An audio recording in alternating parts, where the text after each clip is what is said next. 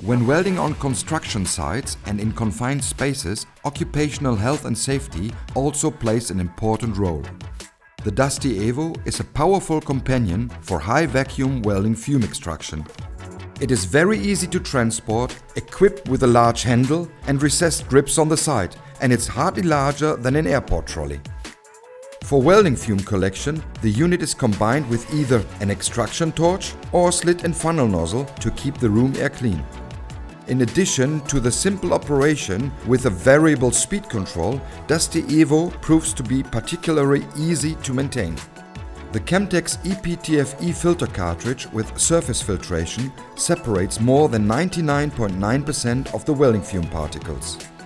The dust is collected in a large 6-liter dust container.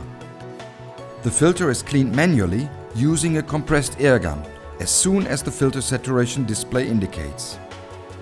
Due to 2 high-performance turbines, the unit generates a lot of power with an extraction capacity of up to 260 cubic meters.